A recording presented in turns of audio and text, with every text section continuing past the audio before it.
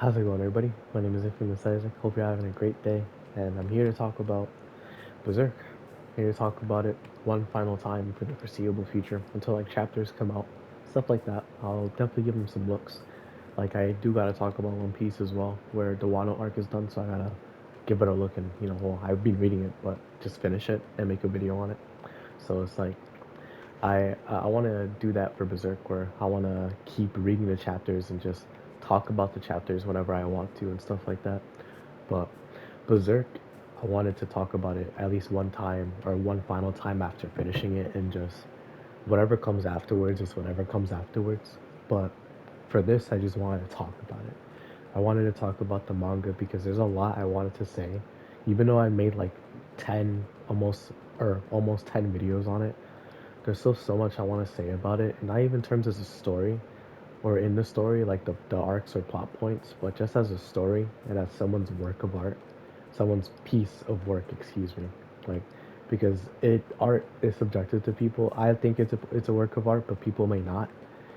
But it's definitely is somebody's work. It's somebody's life that they put their somebody's work that they put their life into. Excuse me. And I just wanted to talk about it. I wanted to just go over and explain how this manga makes me feel, because I review these mangas and videos and anime and movies, shows, stuff like that. But like things that genuinely impact me to the point where I've read a chapter or I finished a series and I'm just sitting there just thinking, where I'm left to think about something. Those shows I want to talk about more, because I feel like there's just so much more to talk about. And I want to use examples and also just talk about some characters as well. And a friend of mine who likes this series a lot. So I um I got recommended this to a friend of mine who's been recommending this for years. He's like, "Oh yeah, Berserk is the best piece of fiction I've ever seen." And he didn't say that lightly. He meant it fully. And of course, I'm not gonna judge him for it, because like we all have our opinions, but at the same time, like this, he loves this. This is inspiration for a lot of stuff that he likes, and just that he's done as well. So I'm like, oh shoot, all right, man. I mean, I read Vagabond because of you. I thought that was cool, and I thought it was pretty insightful.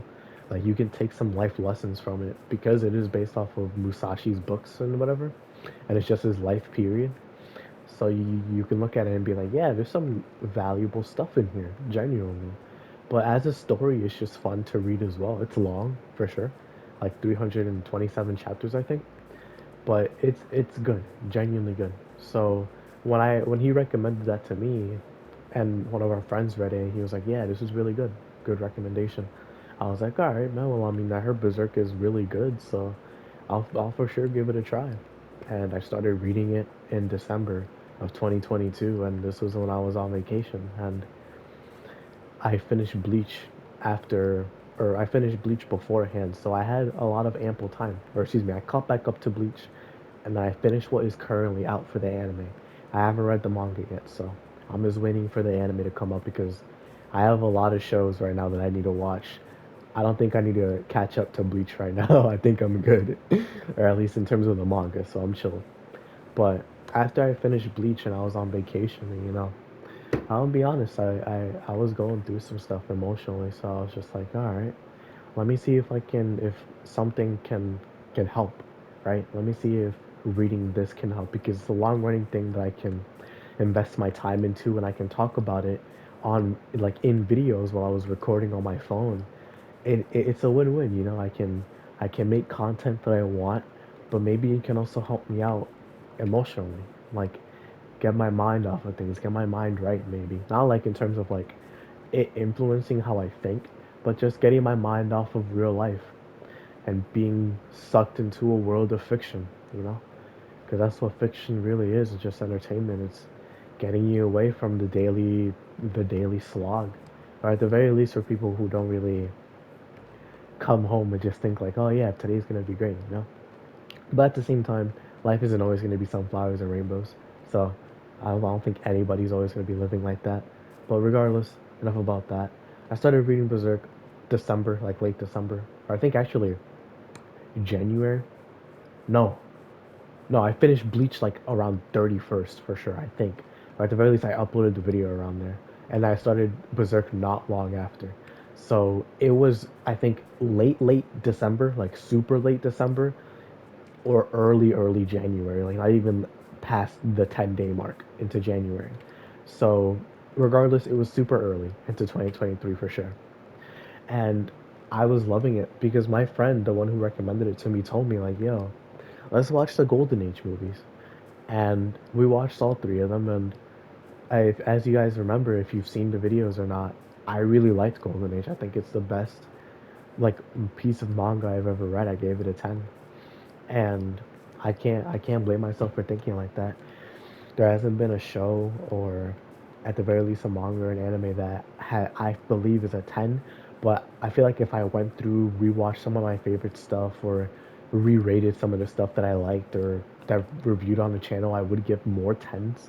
I've been really sparing with it, but my thing that I worried about actually when we're doing that video, just as to shed some little light on it, I feel like I was worried about giving it too much credit, being generous because of the legacy behind it. Because the Eclipse and the Golden Age have been around for so long. Like this manga came out in the 80s, bro. It's been around for a long time and it has garnered respect from everybody. And I was just like, do I give this a 10? Am I doing it because I want people to think that like, oh yeah, I like it too, or that I genuinely like it? And I can say that I genuinely liked it, like because when I finished the series, I didn't have it in terms of my favorite, like as in I only had it in the top three, and it almost fell into the top four because of Black Swordsman. But I still look at it and realize like this is really good. No matter how I feel about my favorites, this is the best written for sure. It was amazing. And so like I said, I was just reading through Black Swordsman, Golden Age, Conviction, uh, Falcon the Millennium Empire, and then Fantasia.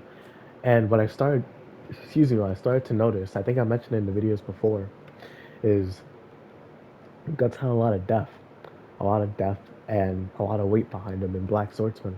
And then we see that in Golden Age, and then it's explored more in Conviction because we're in the present now. And we just get to see how he changes from Black Swordsman, where he's just, if you look at it in a way, he is just edgy. Oh, I'm super crazy. I'm violent. I'm gory. Stuff like that, with some sense of justice, or not justice, but like I have my moral compass. It's very skewed, but I do have my moral compass.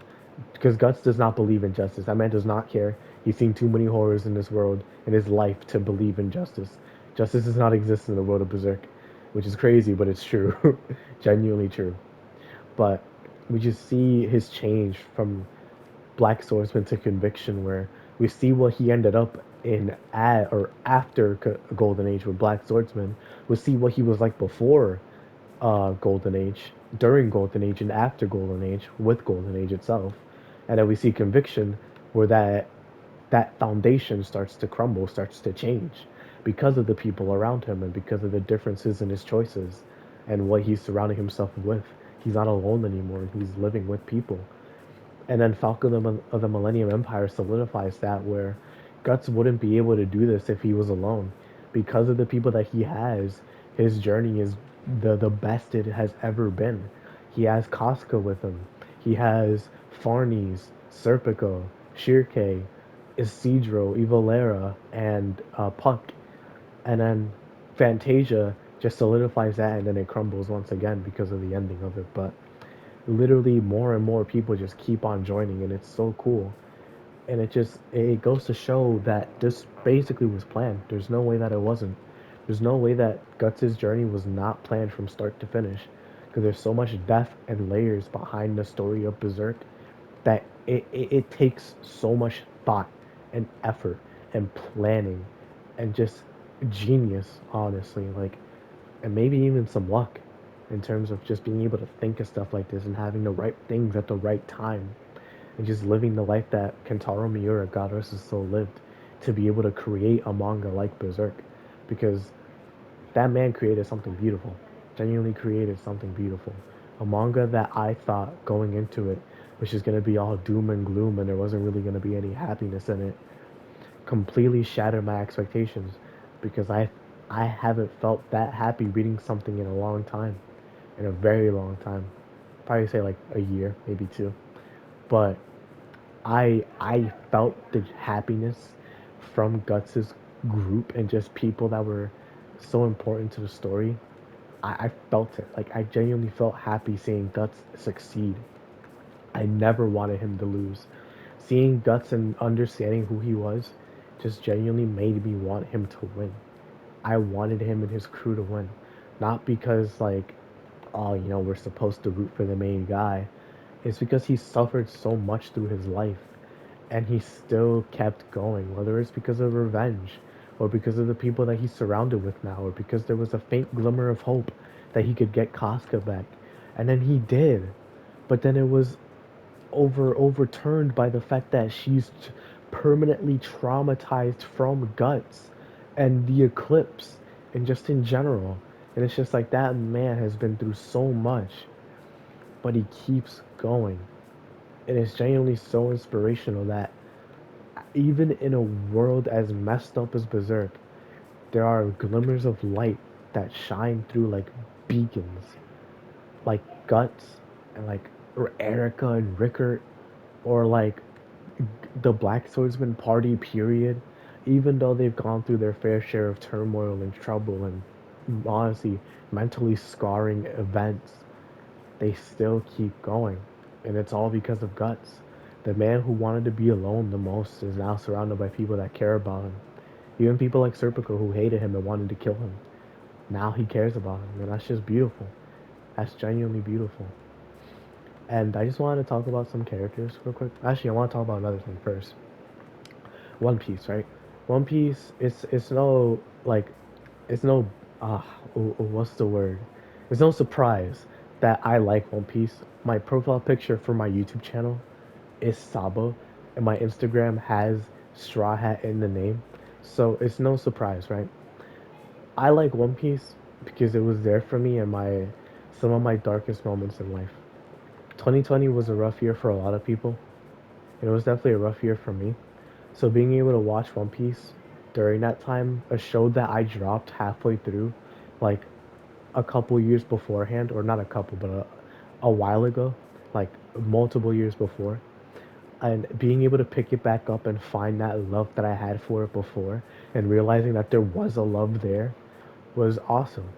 One Piece was a show that I didn't glean a lot from, except for like never making fun of people's dreams and believing in your own dreams, your passions.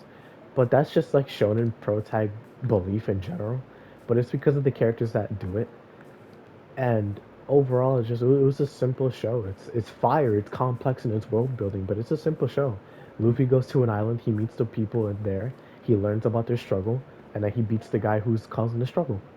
That's basically all it is. It's a simple routine, but with more underlying themes behind it and an overarching story.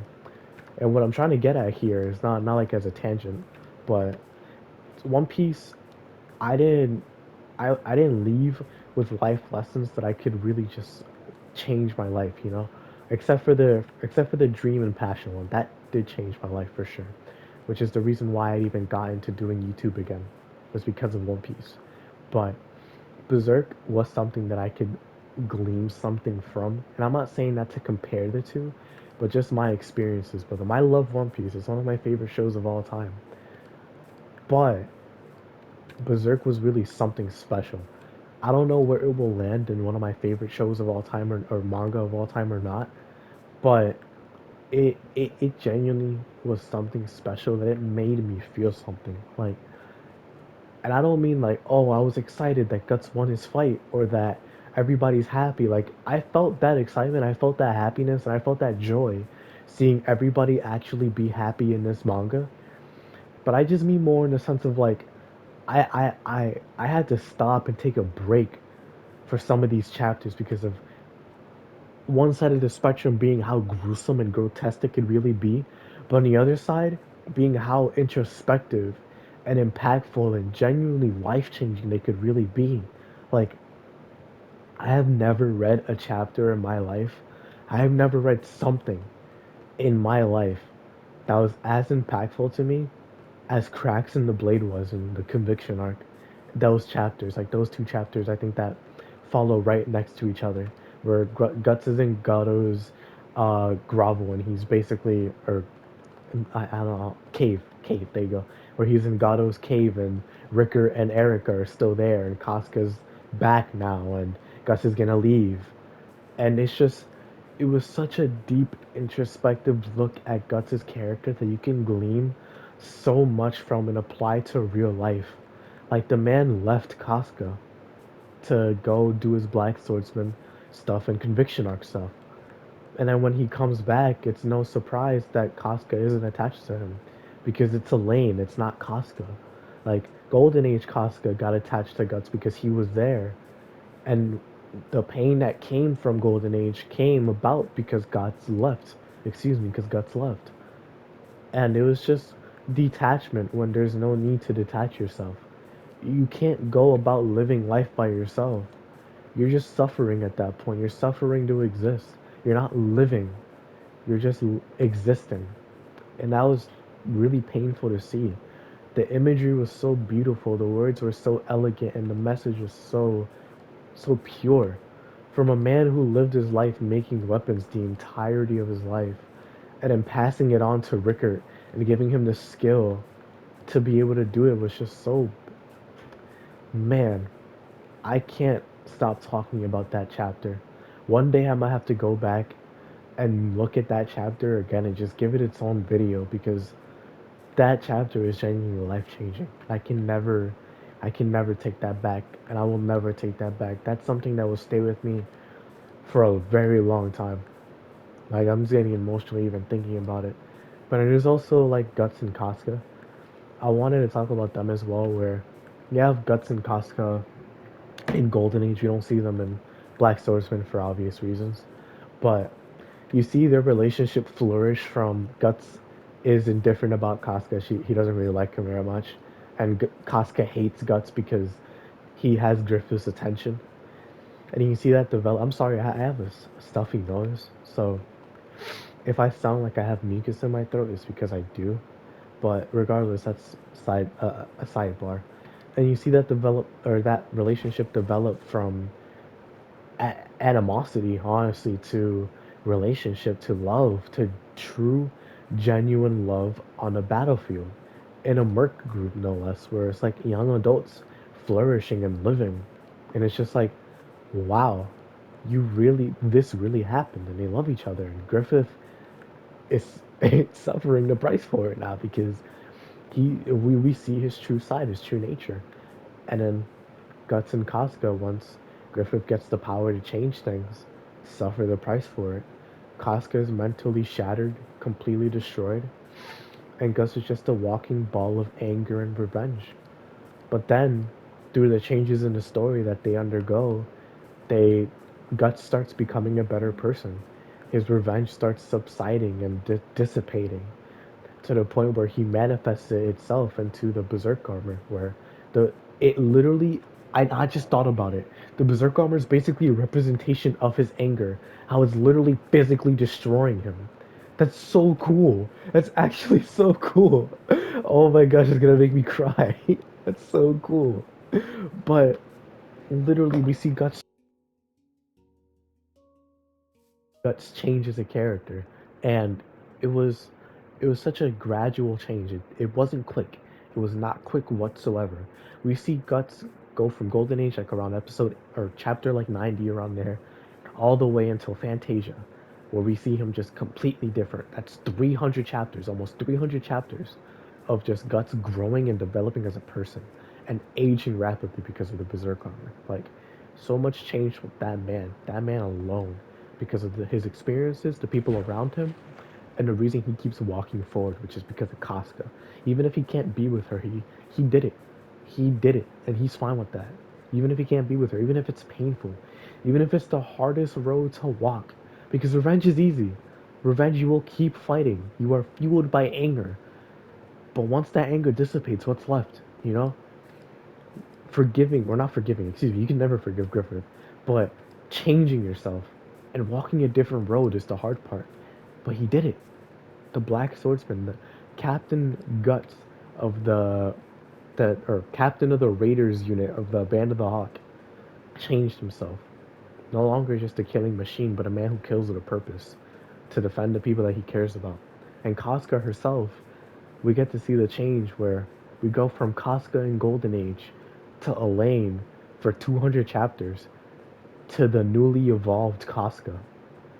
And man, those chapters with her mind and just seeing all that and just actually seeing Guts and Casca reunite was so emotional. Not like in Conviction Arc where that was just like, oh wow, it's been so long. Like you're real. Casca is real. She's not dead. She's real. But in Fantasia, it's more like the real Casca is back. We finally have her back. Guts can see her once again. It's no longer just Elaine, and that's beautiful.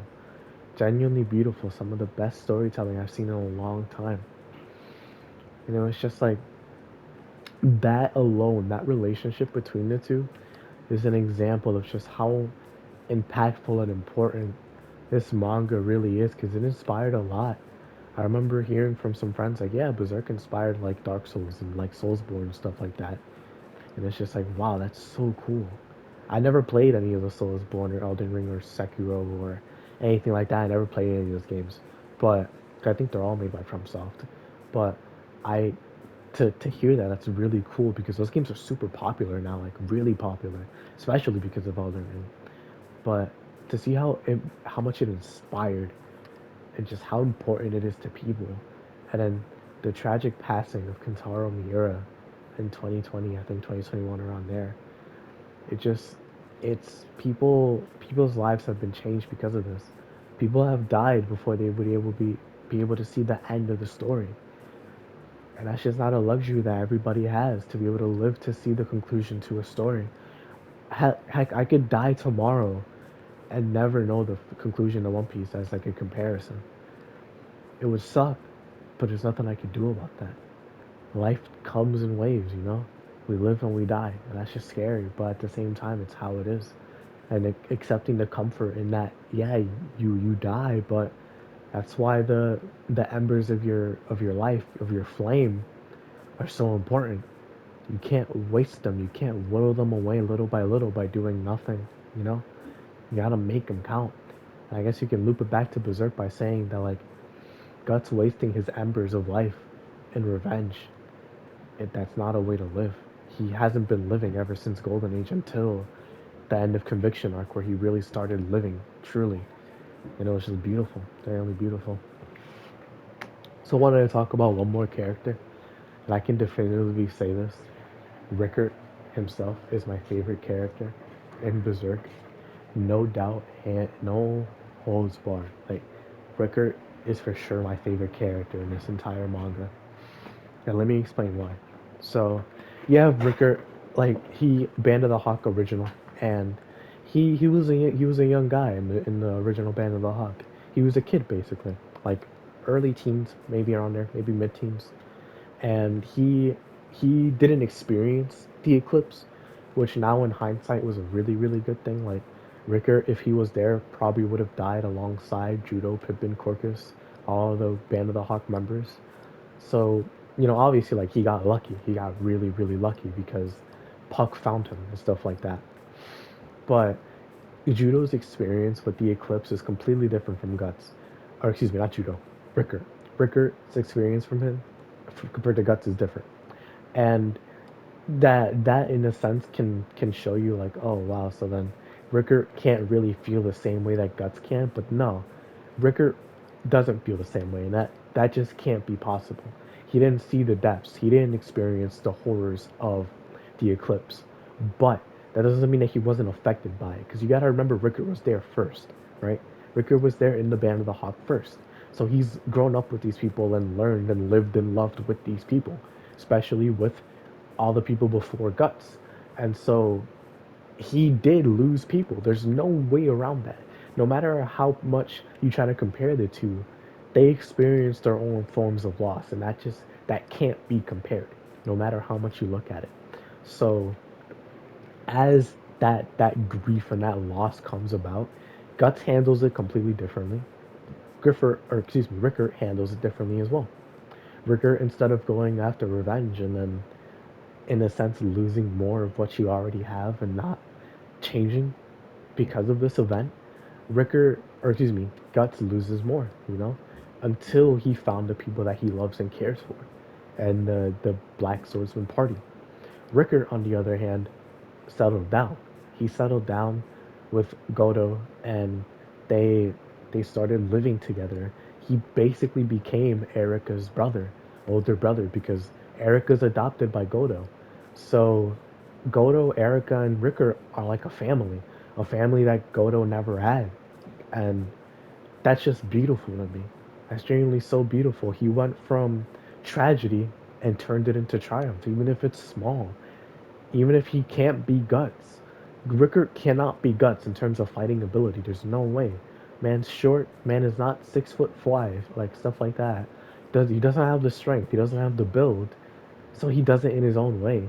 And it's shown in Fantasia when he makes his contraptions. Like, he's an engineering genius, basically. Makes weaponry, makes contraptions, does all of this. He has his knacks, and he doesn't try to be somebody that he's not. Like Isidro is Guts' basically disciple. He is the closest thing to young Guts that we will ever get again. Rickert is not. He will never be. He's anything. If anything, he's closer to Judo, especially since we see those resemblances now, where he's looking more like Judo than ever, and that's super cool.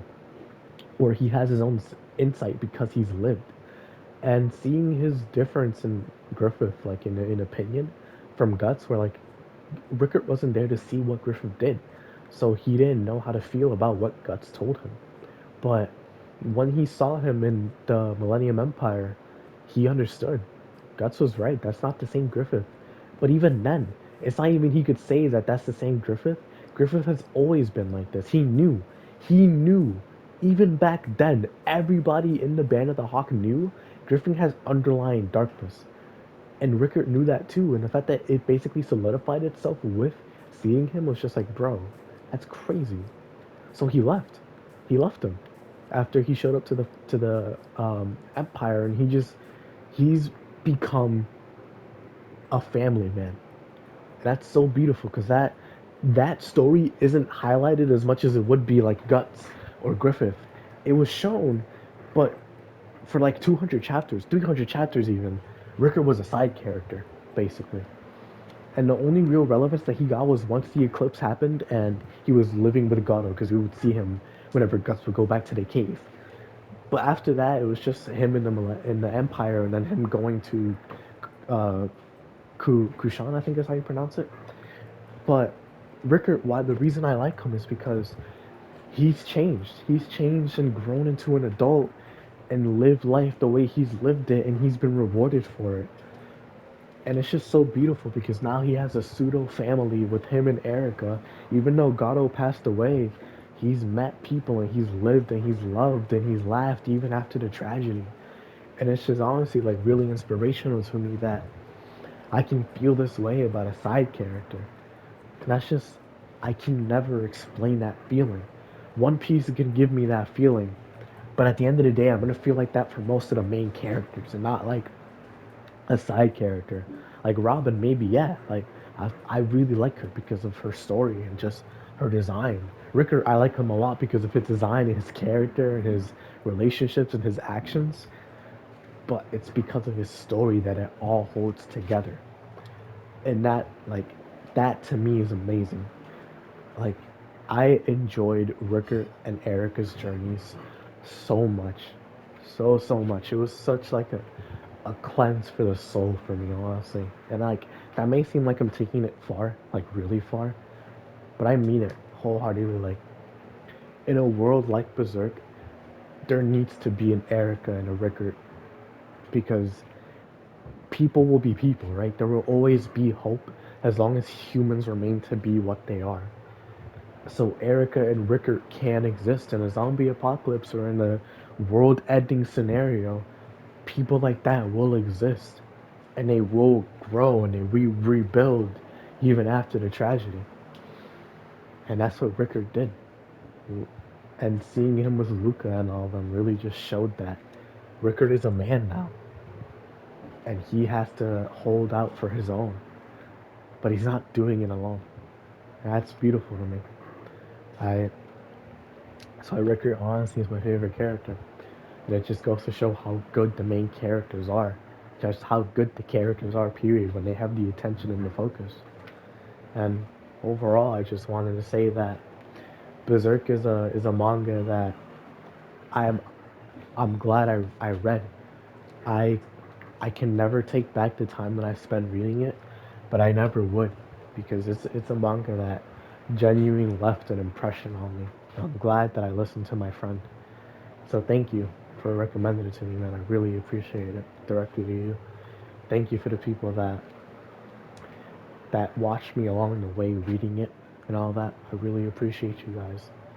Thank you to Kentaro Miura, yourself, and God rest your soul because it really takes a special man to make something like this and to put it out and not to just hide it from the world. But when you truly believe in something, I guess, you'll go to lengths to make sure that people see it, or at the very least that it exists. It's in the public zeitgeist or something. So thank you, and may you rest in peace. I know the predecessors or predecessors. No, no, not predecessors. Successors. There you go. The successors to take the mantle to write the next, or to finish the manga are gonna do great. But this is a manga that genuinely left an impression on me, and I want this to be like one of the final videos for it. Again, I want to make more videos on it when stuff comes out, but I don't want to drag it out anymore. I've already made a lot of videos on it, so it's gonna be the last one for a while. I want to make videos like this for stuff that I really care about, like One Piece for sure. I want to do a video like that one day, where I just talk about how important this is and that dark time period in my life, and shoot, just I guess my life now, like just talking about that and how it's impacted me and how it still impacts me today. Like I literally have a One Piece scroll in my room and a One Piece poster on my wall next to all the other anime and games and comic posters I have on my wall. Like I'm sharing a piece of myself with you guys through these videos.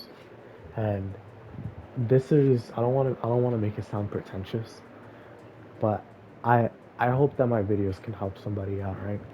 Same way that entertainment helps me out whenever I'm feeling down and when sometimes you just feel hollow.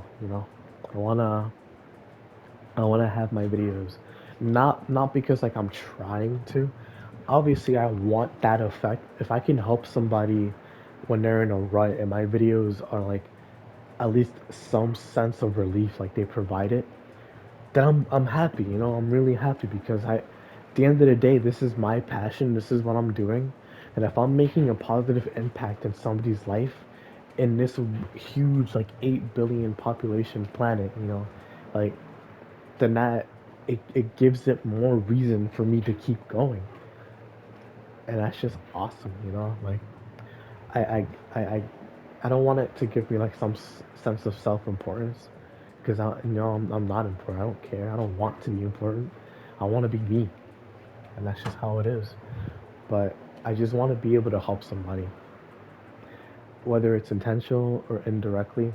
If my videos can help somebody, then I'm thankful to God that I can exist for that at least, or at the very least be able to do that with my existence. I mean, so yeah. Let me just start wrapping up. Thank you all for watching. Hope you all enjoy. Hope you have a great rest of your evening, or morning, or afternoon, whenever you're watching this. I usually upload these in the evening now, which, again, thank you, Reaper, for giving me that schedule. But hope you all have a great rest of your night. And I'll be back here again with more series, more videos, more gameplays, and just I hope you're here to watch. But if you're not, I'll still be here. Due to God's grace, I'll still be here. Peace.